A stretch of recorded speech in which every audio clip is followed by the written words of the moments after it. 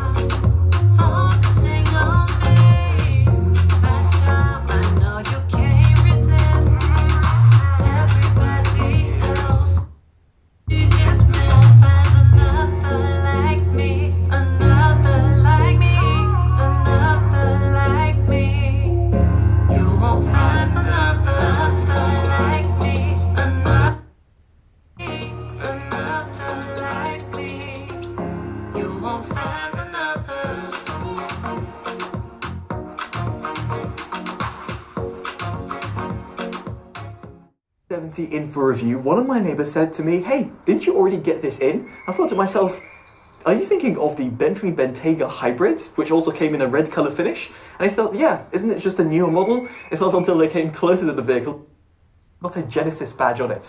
Who are Genesis and where they come from? Well, it was founded in 2015. It's the luxury vehicle division within the Hyundai Motor Group, and in the UK, it's as a fully electric SUV, which is exactly what we have on review, thus the electrified portion of the name. Now, at the time of filming, it's available £64,000, that is without adding extra options. So in this video, we can see if it's actually worth this price tag and some of the rival all-electric SUVs. Now, indeed, I've said that it starts from £64,000, but in reality, that's just without. There's only a single model that you can select with the electrified GV70, at least at the time of filming and in the UK. Here you've got a 77.4 kilowatt-hour battery pack, which combines. So with the audio demos out of the way, I would like to talk about its driver configuration. And here you've got two mid-range, two tweeters and two downward firing woofers. Denon claims this is a 2.1 channel soundbar, although some might argue that it's 2.2 channel. Now nonetheless, when it came to my subjective opinion while using the soundbar, it really depended as to which mode I was using and the content that I was actually consuming.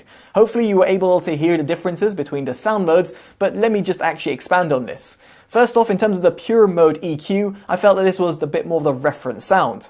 However, on the flip side, it meant that the overall dynamism and the overall width and depth of the soundbar just sounded a bit too close, and therefore left me a little bit uninspired. However, when I went to the movie or, for example, the music preset, I just felt that there was a little bit more excitement, but suddenly there was a little bit of an odd reverb that was occurring. It was not overly noticeable, of course depending on the scene, but when it came to listening back to music, it didn't exactly sound how the artist meant it to be. So in other words, when I was comparing this soundbar to other soundbars, or of course, let's say my headphones, earphones, or my bookshelf speakers, it did sound a little bit off on the music or indeed movie presets. Of course, the night mode preset kind of subdues the low-end response and therefore can be handy in said scenario. Now, as for the dialogue enhancers, this goes somewhat on top of the other modes that we've talked about and overrules them. In here, you have got the low, medium and high preset, whereby the latter two just feel overdone and indeed just has my voice sounding really odd. And hopefully if you can even compare it to my current voice right now, and if you were to listen it to yourself and then compare it with what you heard before on the video on the medium and high mode, you'll realize what I mean.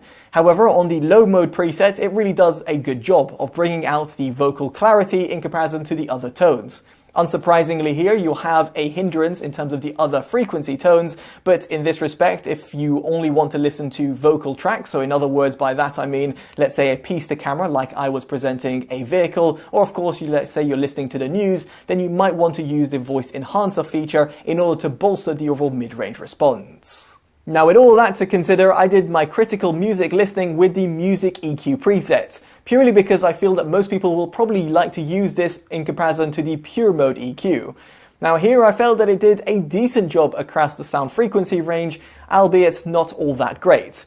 Now here, the sub-bass tones are a little bit cut short, which is no surprise given the omission of a dedicated subwoofer, but the actual downward firing woofers on this soundbar actually do a decent job of providing a little bit of a low-end grunt. As for the mid-bass, it's actually really punchy and also quite hearty. However, I do feel it's quite over-bloated. Therefore, when I was listening to a bit more bass-orientated tracks and things that did potentially challenge the soundbar a little bit more, it felt a little bit muddy, and therefore its mid-bass clarity was a little less to be desired. As for its mid-range, it actually did a decent job. Yes, it is a little bit recessed and pushed back in comparison to more expensive soundbars, but in this price category, it actually does a decent job. Similarly, the highs extend relatively well at the top end, giving you a decent amount of clarity and that sort of toe-tapping feeling. Now as for its soundstage, it does actually do a competent job. Granted, there's a bit of an odd reverb, as I have mentioned in one of the EQ presets, apart from of course the pure mode, but here I felt the overall width and depth and the instrument separation were there. I felt that all the drivers had the amount of space in order to perform to the best of their abilities, and therefore if you're consuming music or for example movies, you will actually be left pretty engaged with the content that you're consuming. Speaking of which, I'm going to go on to a movie demo. I'll be using Transformers Age of Extinctions and yet again going through the different modes. Make sure you check out the annotations on your screen to understand how the soundbar is operating.